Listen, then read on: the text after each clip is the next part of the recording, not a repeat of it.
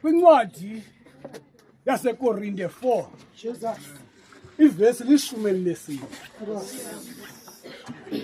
Kungoko singethi mandla kuba nokuba umntu wethu wangaphandle uya esonakala, usuka yena ongaphakathi aye ahlaziyeke imihla ngemihla. Kuba ubukhaphukhaphu bembandezelo yethu eyomzuzwana kusisebenzela ngokuncamise kwaphela ubuqaqawuli obu, ukuba asixinele ezintweni ezibonwayo, sixunele kwezingabonwayo, kuba ezibonwayo zezomzuzwana, ngezona ezingabonwayo zezona phakade. Apha sikhwapha ingwezikwazi ebuqongqothe yabugqiba ubomi bayo imkhonzo Thina. Ixele umdlali werabhi ngoba uthi ukuze ufumane itrayi uyolala emgcini.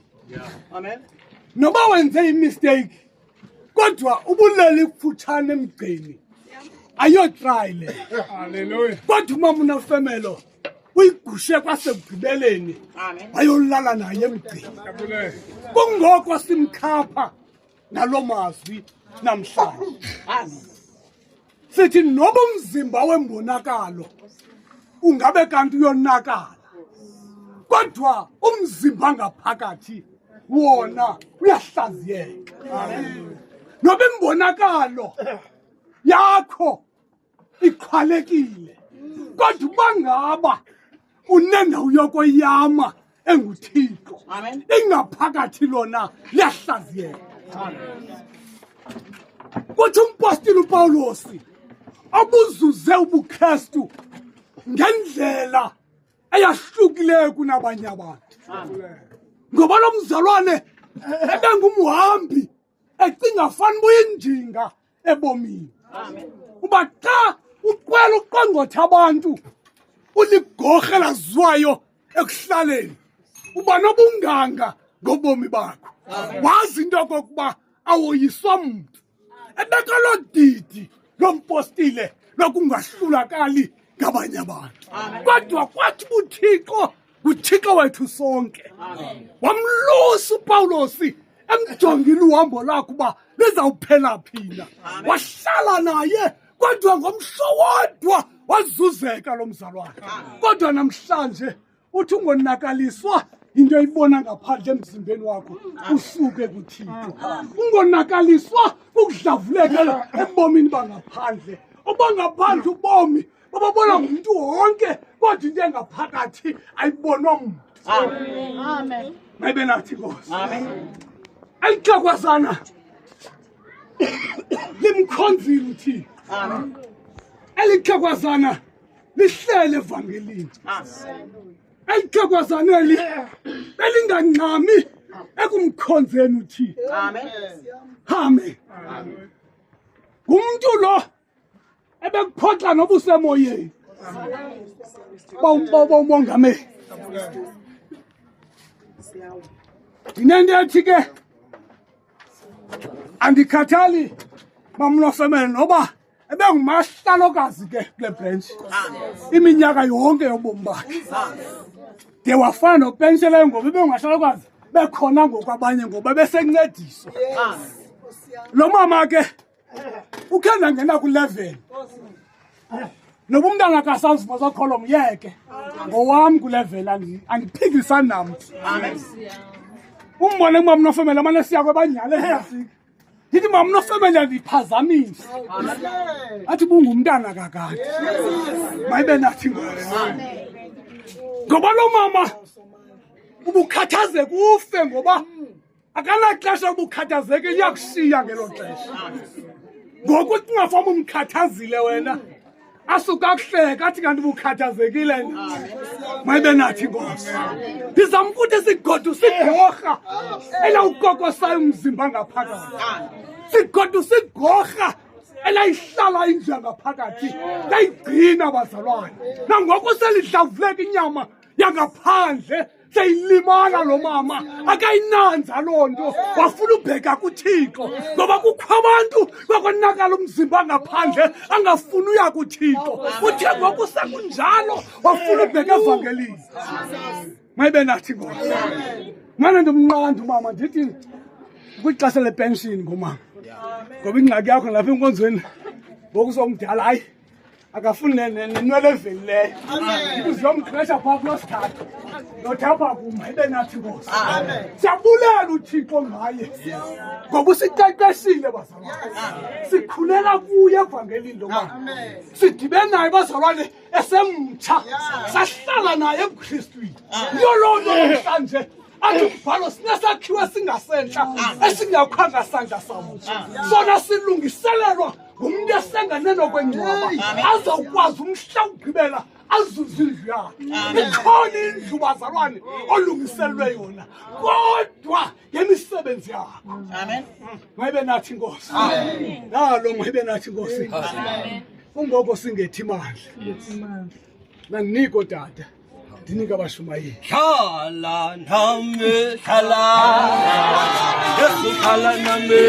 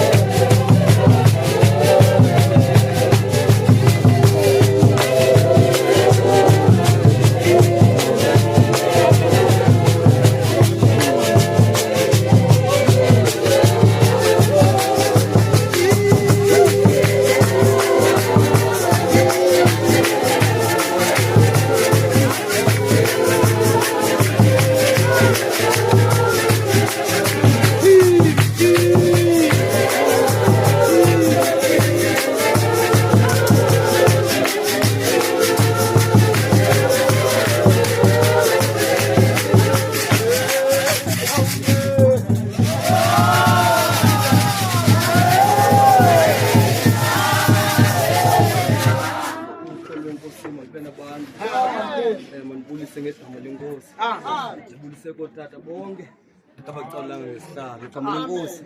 Umama bonke ngabacala ngesihlalo igama lenkosi. Ndikwela ukuthi uvuma kamnandi igama lenkosi. Ngokhela khonto ndizoyenza tata. Amen. Kodwa ke phambi kokuba ndingene emazwini, kuba ke umama Nofemele ungumama omdala, bethanda iingoma zakudala. Ngoku ke bendimthanda xa emane esithi ndivulele nje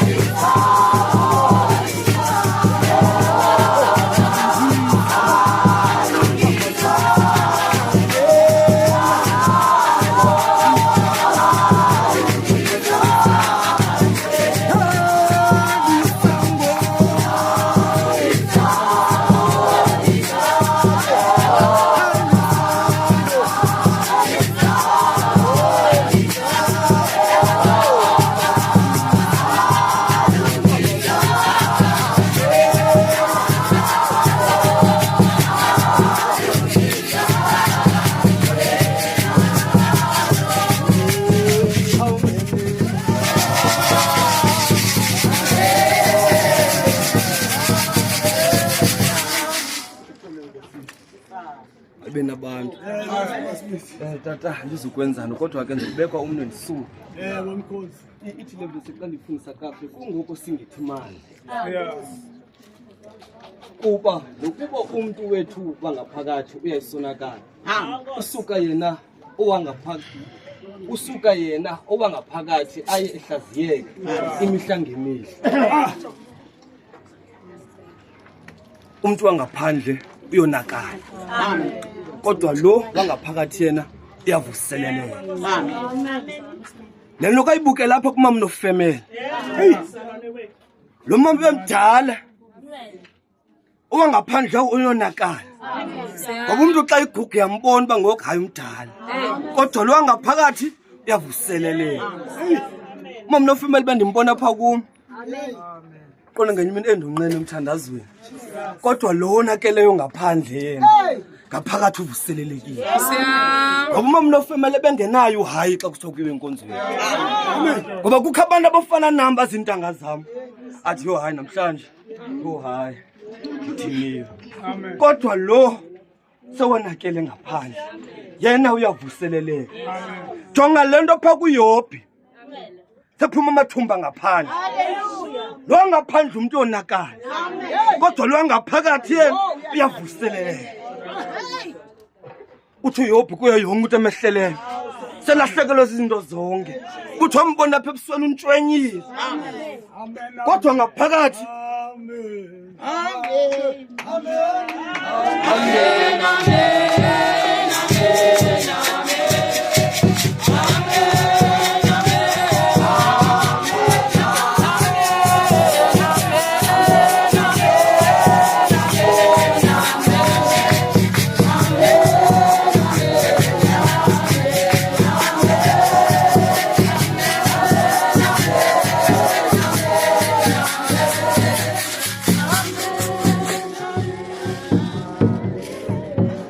Kakho uYobhi xa sithi umkakhe kuye kube bona imbonakalo yangaphandle uba wonakele.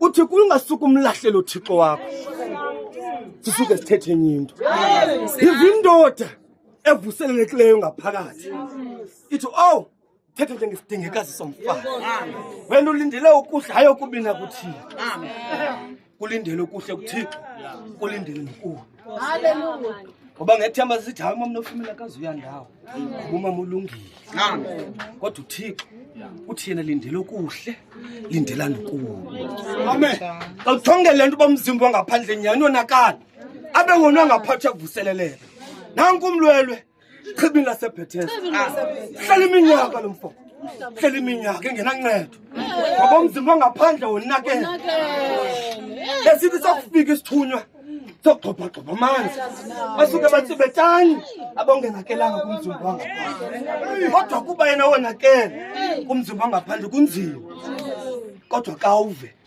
xa isihlo uyehlo ngoqobo uthi kuyafuna nawuphila nobangela walento ngoba yena ngokonakele ngaphandle kodwa ngaphakathi uyavuseleleka ngoba ayisithi ngaphakathi uba ngenye imini thando zenithathwe tani ufakwe ndigxothagodo kula manzi animbukeleni umuntu oba ngaphakathi xa isonakala bangaphakathi yena uyavuseleleka ngoba ngamele nje ixesha lawo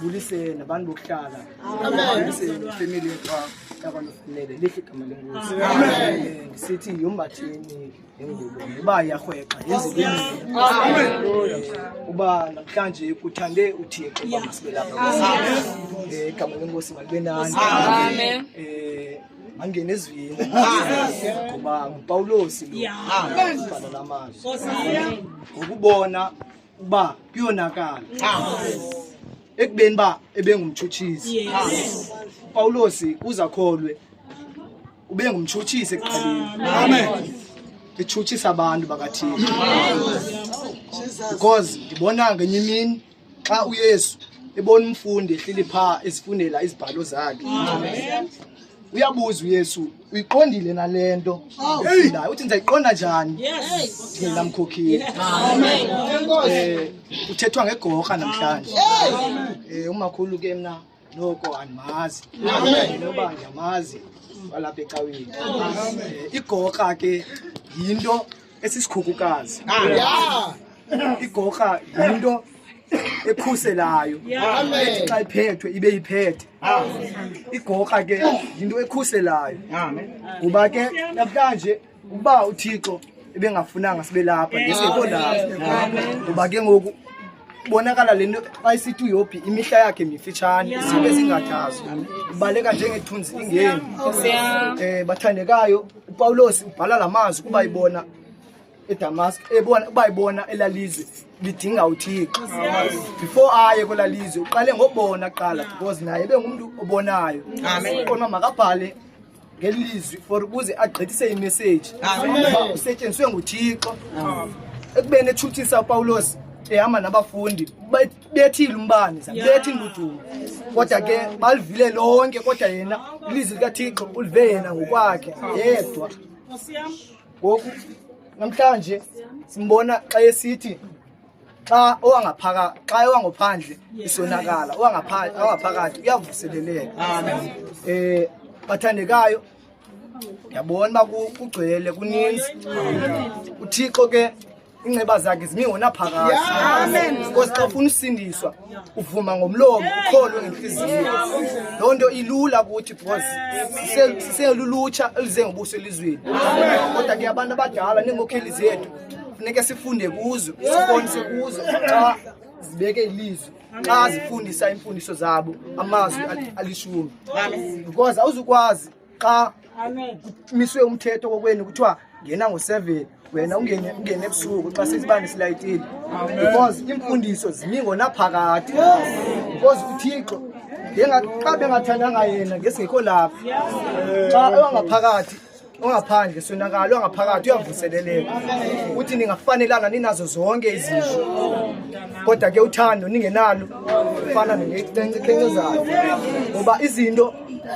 esizibona ngokwenyama nesizenzayo endleleni esizihambayo kodwa ke kuThixo ezondo zimi ngonaphakade ngoba umuntu uhamba ngokwemisebenzi yakhe. Masimkhululeni ke umakhulu wethu ngalo mazwi ngoba ngoku uphumle uhleli ngasecango yise apho khona akasekunene uyise ngalo mazwi nami anziwenza mathi bulela kodwa phakathi. Amen. Amen.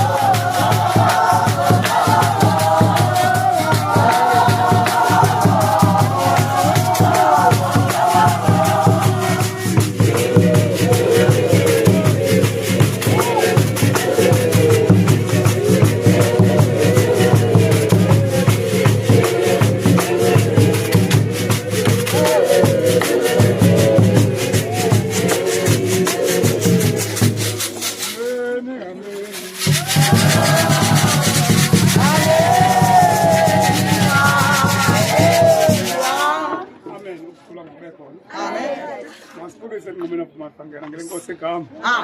Sipulise kule family yalapha macala nonke. Ngele nkosi igama sipulise inkokheli zenkonzo. Omama benkonzo nolutsha ekhaya. Nekwara zikhale bevuma kamandla. Ale mini siyayibulise yalo mama. Nofamela ndokwenzani umukeli. Notshumayela baba. Zothetha ngale ngwevukazi.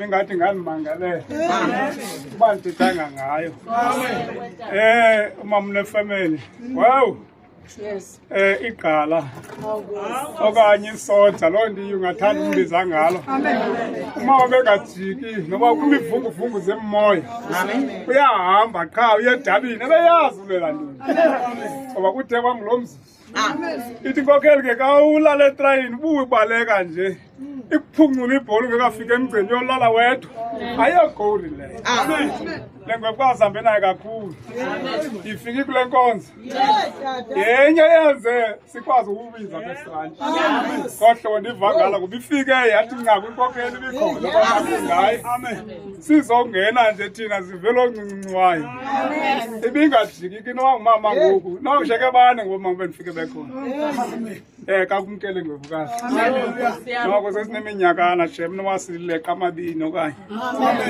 sihamba kunye oko ndihamba nale ndlela ngoba bendisakhutheleke benothi ipesa apho ndiyakhona besoloko ekhona uba kanditshintsha le imoto ndithathe enkulu ukhona siyaphuma ngoba bendisaphuma ke ngobenganganinzi ye kwasendichiphile nje ngoku xa nibheka ngapha ukhona lo mama kwaye awunawuthi bengaphangeli ngoba soloko ekhona uba kanayo tata sabuya ndikunike ngemini ethile izakwenzeka loo nto.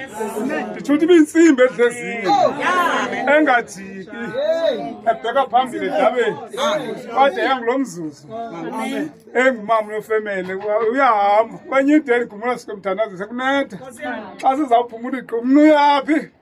Hayi wethu ndithi kudala ngokunetha nemvulo uthi hayi andizungisi nditsho ukuthi ebengeva nowakuzima imoya nobekuzimvula ebeyithanda inkonzo yakhe lo mama ebeyisebenzela ngoba kho abantu athi ngenkonzweni akayazi uba emveni kwenkonzo kuyasetyenzwa azazi uba inkonzo ungena misebenzi abesebenzi eyazi lo mama kuyasetyenzwa akahambi nje kuthiwa kuyahanjwa uyayazi uyasetyenzwa ziyenziwe izinto enkonzweni.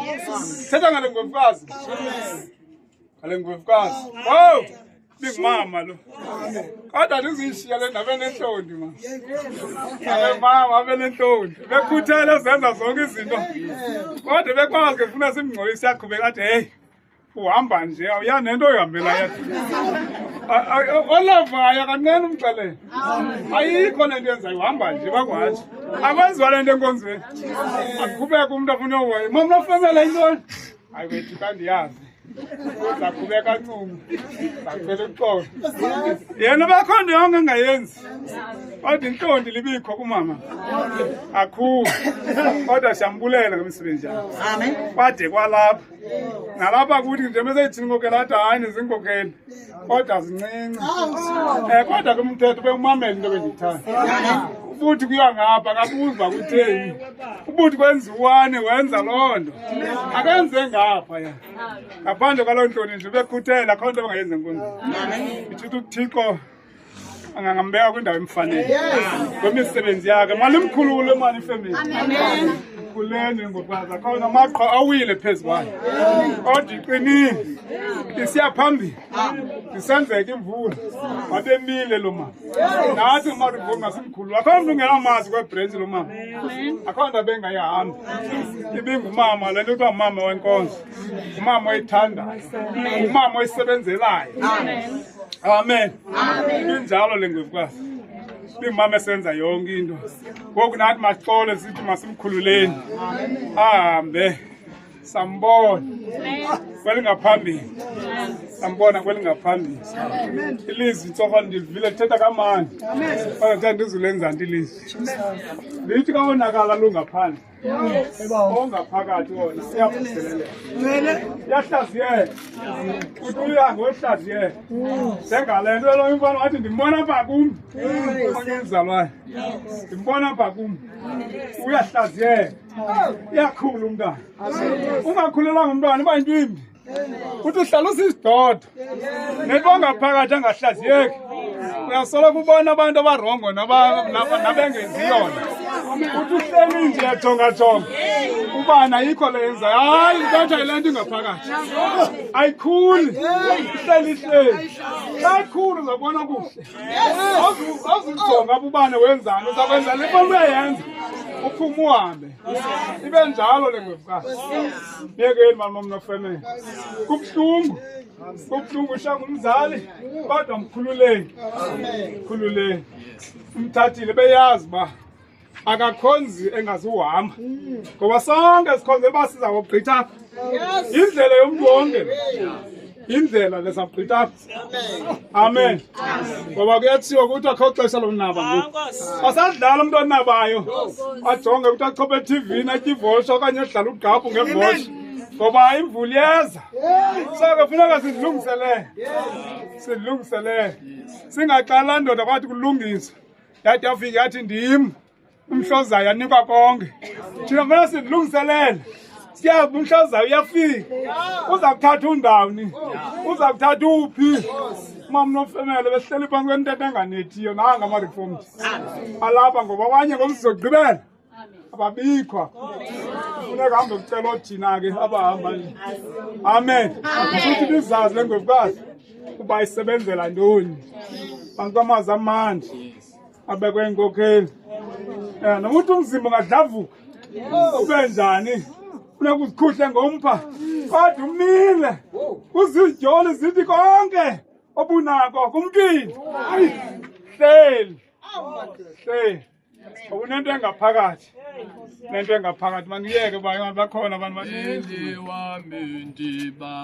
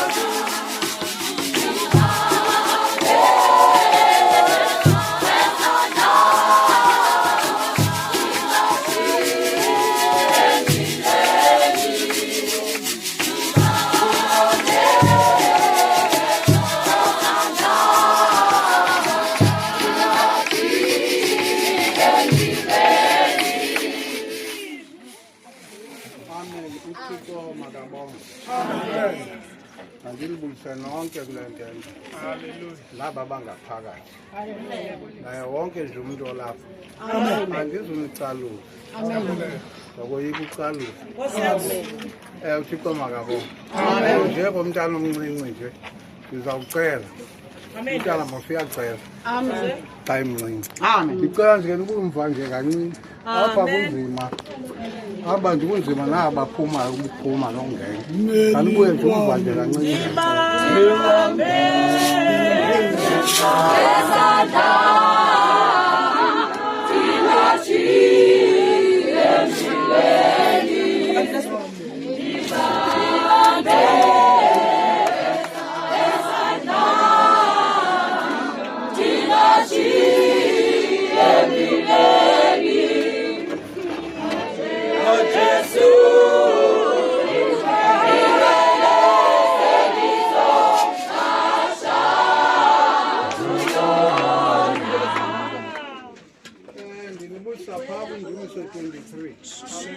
Ulamkolo wesini apho athi uDavide intonga yakho umsimelelo wakho amen siyathuthuzela amen yakha ndinejoli ngoba tata wazimama apha ke kuthethwa ngento ezimbini amen ngumphakathi nomphandi yes amen ithi lanto uba isitya usihlambe ngaphandle usishiya ngaphakathi awusihlambanga sithetha ukuthini mandisitsho uYesu uthi ndima emnyango ndisonkoza athi uba nithe waliva ilizwi lam ndingene ngaphakathi kuye ndidle naye naye adle nam ndilale naye naye alale nam. Yile nto ke ingaphakathi ingakwazi ukwenzakala ngoba kukho into ehleliyo phaa kuye. Xa kusonakala umphandle umphakathi uye uhlaziya. Asibobuxoki inyani leyo. Xa ubole ngaphandle ngaphakathi awubolanga. Yilaa nto uYobhu wayethathe umpha wayenethemba loba le nto ayiginyileyo ngaphakathi kuye ihleli iyasebenza. Udabali namazwi athi wamhlawuleli uhleli. Uthi andiwubona wumbi ungabona ngaye. Xa unoYesu zinintsi into osinda kuzo ngoba uYesu utheni uyaphila. Itsho ukuthi ke ngokuloo nto masinyamezelaneni sinyamezele noThixo. Ngokuba sinyamezelanani singabantu asinokumbona uThixo. Ngoba uThixo uthi ngomlomo wakhe xa unomntu ongamfuniyo uthi ufuna uThixo ongamaziyo ngombona ngamehlo uzandibona njani mna? Ndithande ke amazwi atyhilwe apha neentetho endizivileyo apha. uYesu xa efundisa uNikodimo uthi masithethe esikubonileyo singene ngesikwaziyo. Ithi phaa ke kwimizekeliso 31:31 mnikeni kwizandla zomsebenzi wakhe. Ke lo mama animtyholanga ndiyamazi. Mazi kakhulu. Mna ndingumntu obajongayo abantu abadala. Esinexhego phaa elalini elithi xa kuhlonyelwa izikhali ubone uba bayitsala. Ndibone uba imvulane ngokuyamini ndimthathe ndihlala apha phantsi. Ngoba umuntu omdala uyathini uyahlonipha. Xa uhlonipha umuntu omdala uzinika iintsikelelo. Iintsikelelo zenziwa ngubani? Nguwe ngembeko yakho nokuhlonipha kwakho. So ke ndithetha ukuthi lo mama ndiyamazi. Andizuwagobha kamazwi aselethethile. Bantu awufani nomuntu oxhendzisa intaka etotini. Yazoyika ke ezo zinto. Uvile okuyixhendzisa intaka etotini. Yiyeke intaka iphuthe ukwenza umsebenzi wayo. Ngoba intaka izitshaya phambili nayiphaa phezulu. Kodwa ingxaki yayo izawubuyisela amandla. uThixo ke masingadlali ngalo. Masimnyamezeleni uThixo. Ngoba uThixo nguye onikayo, uThixo bekwa nguye othathayo. Athi uYobhu bendize apha emhlabeni ndize uthi ndawuphinda ndikwaze. Kodwa ke mna ndithi nxa unethemba uhamba nalo. Yile eniyicula nto ithemba lakho linyuka nalo. Amen. Ezo nto ziyashumayela. Ndiyamthanda umuntu othanda uThixo. Othi noba sekukubi kuye angajiki. Lo mntu kunonelela ngomyalelo kaYehova ucamanga kabi nobusuku. Unjengomthi omiliselwe phezu komjelo wamanzi onika isiqhamo ngexesha lakhe. Uthetha ukuthi nam kalugwedwa. Ohlala emanzini nasemanzini.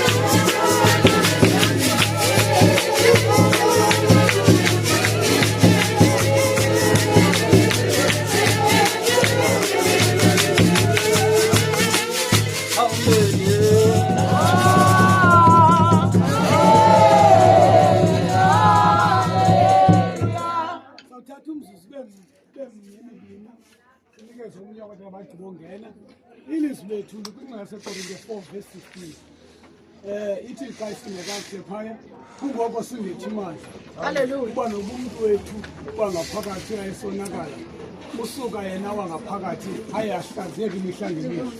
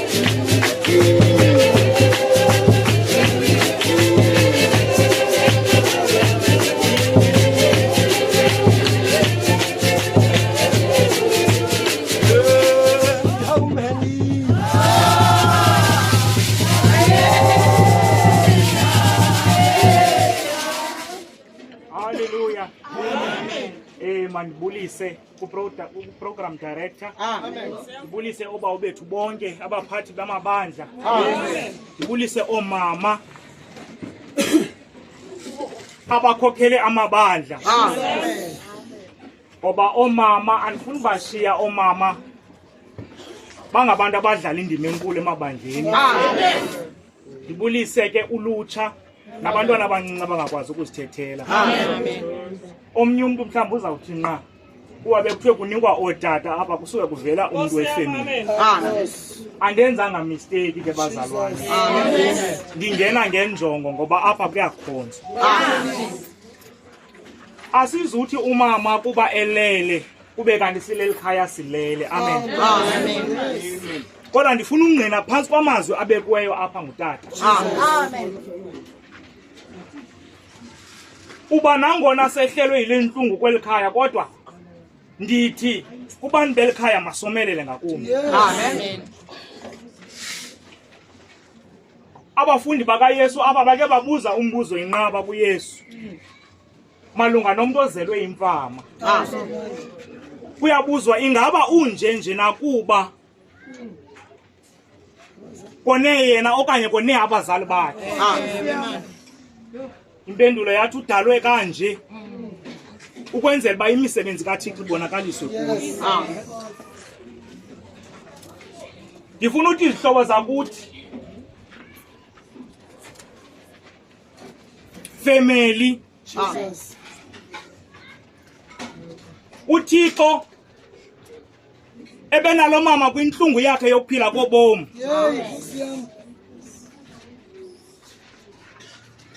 Unathi nanxa kunje ngale mina namhlanje. Ndiyathanda ke ukuthi ebantwini nxa bebona iziphene bekorekitha kubakhuluwe babo okanye koodadewabo abadala okanye koyise bambi omnye ukhalela ungakhuliswa ngutatakhe nangumamakhe okanye ungancedwa ngumkhuluwe wakhe. Ndithi kodwa the best thing you can do for yourself into yoba wena ufunde kwezaa mpazamo zenzekileyo uba wena wakuba wawuba umdala yintoni ozawuyenza ngobomi bakho. Bazalwane, ezinto ndizithetha akukho nto ibalulekileyo njengento yoba nxa ungumzalwane ukhonza ebomini funeka uncedakale. Ukhonza ayofashion. Ndike nditsho emntwini ndithi nxa uphuma ukhonza ufanelekile kodwa ungabonakali ukholwa okwakho kululutho ebantwini abakusarawundileyo, inceda ntoni loo nto? Ngoba ukukhonza kwakho funeka kubaluleke nakwabantu baseca kwakho bangakhonziyo bazive benodade benomzalwane kubonakala ukuthi tyhini kodwa le nto ihanjelwa ngubani ibalulekile. Amen. Namhlanje incwadi ithi nxa umuntu wangaphandle esonakala ongaphansi uyasomelela. Lunjalo ke ukholo alikhubazwa zizinto ezenzekayo koko liyalikhula. Haleluya. Ngoba amehlo walo awajonganga kwezi zinto zenzekayo kodwa amehlo walo ajonge phezulu apho uncedo lwawo lawuvela khona. Haleluya. Amazwi aphileyo kakhulu tata. Masibulele kakhulu kubazalwane abathi bazokusikhunga kweli khaya. Amen. Nam ndithi mandivele nje nam ndibe kumgcetafuleni njengomkhonzi. Ndiyabulele Nkosi tata. Amen. Mayibonge Nkosi.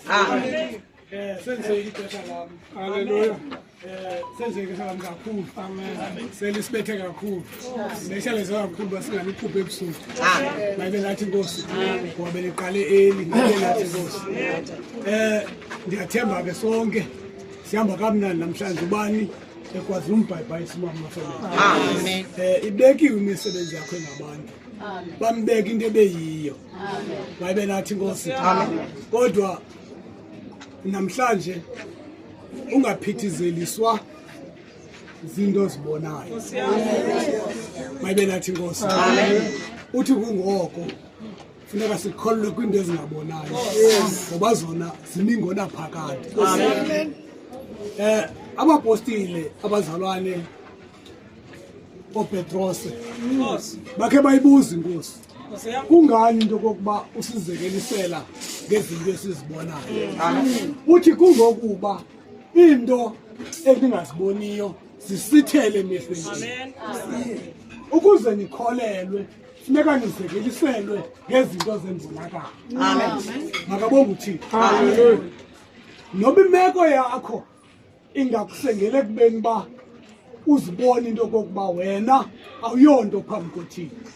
Kodwa uthi umpostile uPawulos ngencwadi yaseGalatia ithi bazalwane othi akayonto phambi koThixo uyasikhohlisa.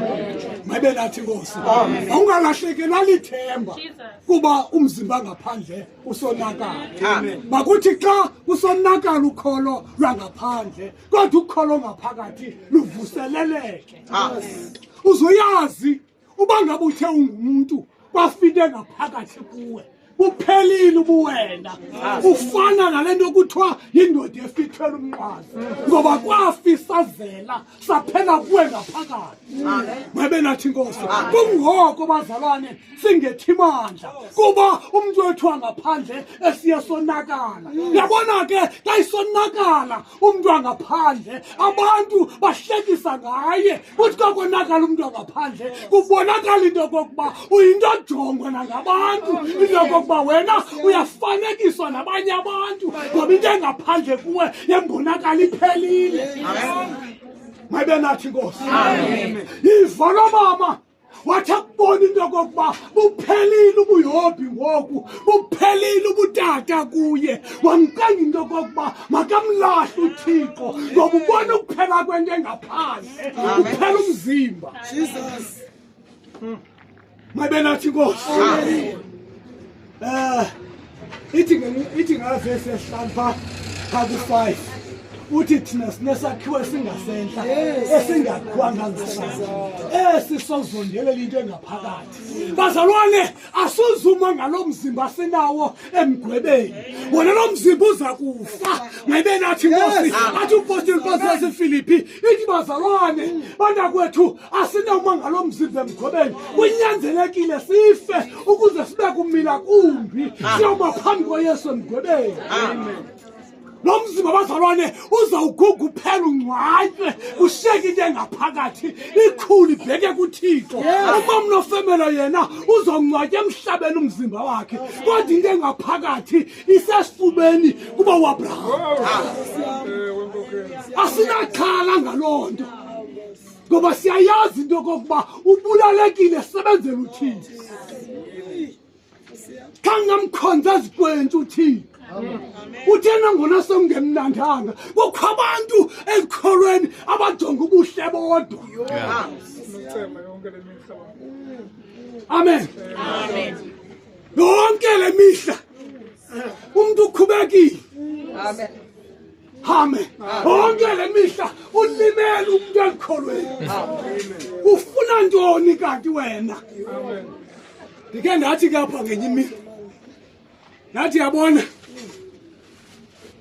umfazana ufike kamnandi emzini akawakho umzi soze abe namzi ufike kamnandi emzini nathi ufike emzini bazalwane uncikiwe uzokwazi uba nomzi mayibe nathi Nkosi nothi xa ufika yonke le mihla yateketiswa awuzuba nanto nekubulaleke enkonzweni bazalwane uqhwaleke uthi ngokubheka enkonzweni ubuqonda into okubuyalila uyabona uba ngaba usathandaza bazalwane yemani uba ngaba bazalwane ukaphela umthandazo phakathi ayikafiki into engaphakathi Nkosi yami amen umama nofana bekala didi linjalo njengoba kusithini Ebelende lavela athi ayikhona imali yami lapha epokothini. Amen. Ndithi mama khupha imali. Athi iphe yakho. Amen. Ndithi mama uyikhupha le mali. Athi angizoyikhupha ngeke ayikhuphe. Yeah. Mayibe nathi Nkosi. Amen. Akazi ujika umama nofemele. Angihamba mabalekeza phezulu. Athi mama nonke wasiphatha kanti ngabantwana ngihlekise ngathi ngabantwana. Athi thini uyathanda. Amen. Akazi udala likhini yathanda uhlelo ngabantwana. Nkosi. Ngoba lizwa nini le mali? Mayibe nathi Nkosi. Amen. Ngoba bazalwane xa athi umbhalo ukholo lingenamisebenzi lufile. Noba ungayaphi imali yawubethwa. Mayibe nathi Nkosi. Amen. Hayi ke Nkosi. Ngoba sikalufunda ngomshilo wethu lapha phakathi. Amen. Amen. Sawuhlabela ingoma. Uba saseze ngaphambili. Siye silungiselele. Yesu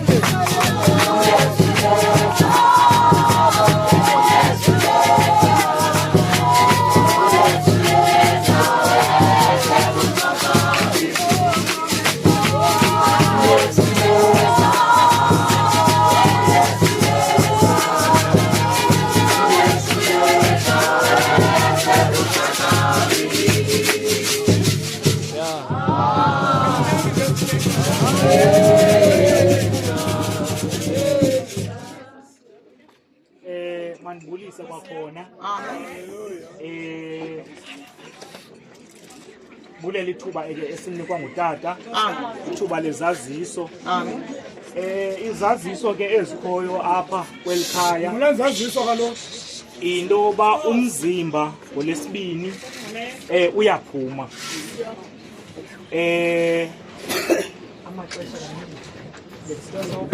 Ngo-9 wakusasa. Ya abantu siyacela ke abantu abangaphangeliyo okanye abantu abangenazo ii-commitments ngolesibini emini baze ke bazosikhunga sileli khaya xa kuzawufika umzimba kamama uphinde ungene enqwelweni uhambe kuba ke uzawuhamba ngo-afbob. Bangabantu ke abasebenza njengexeshanyana elincinci kangaka, bangabantu besilungu.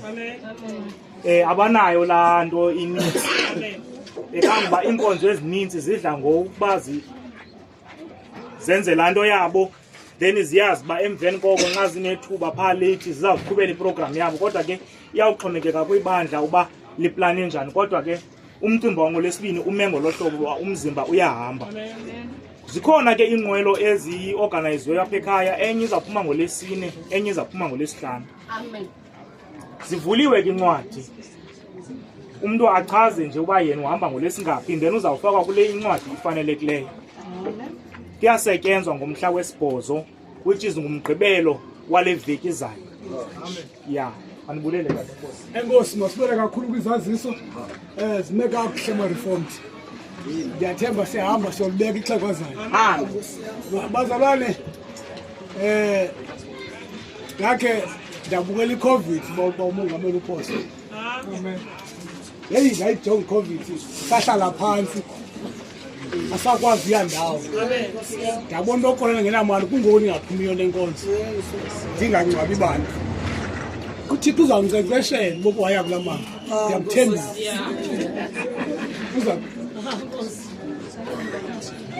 Okay. UThixo uzakwenza into. Amen. Ndingathi ngqake ubungangayo umbeka umama noFamela.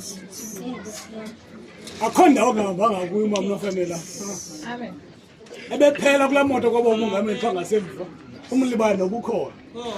Aphinde abuye ahambele inkonzo. Haleluya. Ebengamthandi kakuba umuntu ongahambiyo. Amen. Ngolosihlanu siyaphuma bazalwane. Please. Sekhe ningahambe ebusuku kule game. Amen. Ke saphuma ebusuku apha siyahamba mayibe lathi inkosi. Amen. Ngifuna ukuthi funeka sihambe ngethuba bazalwane. Ngolosihlanu siyahamba. Amen. Noba imeko ithini. Noba ngavala uSathane sizaphumela. Sibheka phi? Emtheko bazalwane kuzingqondo. Mayibe lathi inkosi. Amen. Siyobeka umama noFamela. Elixhegwazayo lancama into zonke sazincamela kuKristu. Ubani ongasiphakamisi sana. Bebanewari umama noFamela.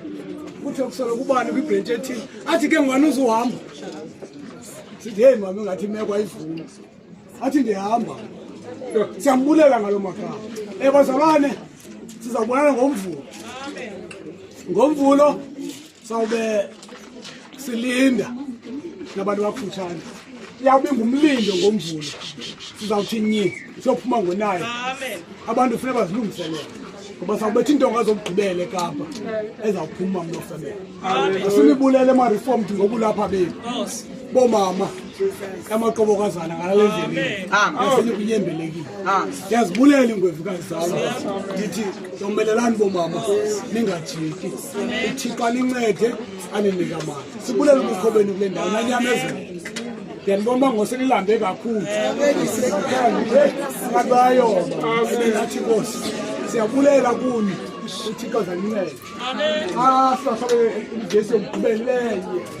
Asoske uba umongameli sanomthandazo. Asamenzele. Ukholwayo.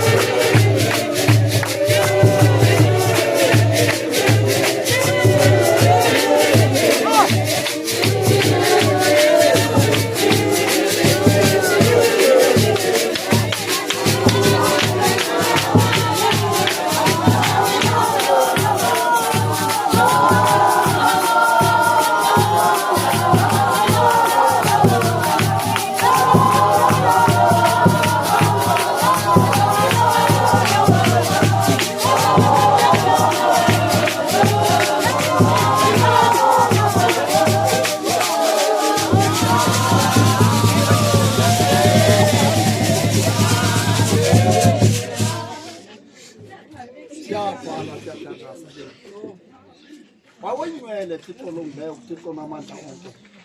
Nali ilizwi lakho liwile kulo mhlaba Thixo namandla onke. Ikhona imihlaba enengcingo, enamatye, enimithana Thixo namandla onke, kodwa kweyingcwele malibonakaliseke ukuze livakale Thixo namandla onke ngamaxesha onke. Makuthi nxa kuphunywa Thixo namandla onke, siyazi uba wena ungumgcini kaIsrayeli, awozeli, awulala, awudinwa, uhleli ubanakekele bonke bakho, ukuze kuthi uhambe nabo ezindleleni, ubaphephise kwiingcingongo zelihlabathi, ubagcine Thixo namandla, ubalondoloze bade bongena eminqubeni yabo. Hlala nabo Thixo namandla, ibe ngabakho, babuye ngomso, bahlume Thixo kumkani kakumkani elizwini lakho, balive lityiselekile ngaphakathi kubo, lihlaziyekile. Vuma ke Thixo namandla onke, sithandaze ngelizwi lakho ngoku nangona phakathi ami. Ufefe lenkosi Yesu Kristu, maluhlale luphumle ezinhliziyweni kude kufike lwasifelayo ngoku nangona phakathi. Kuthiwa ke ningahambi, ukhona endiza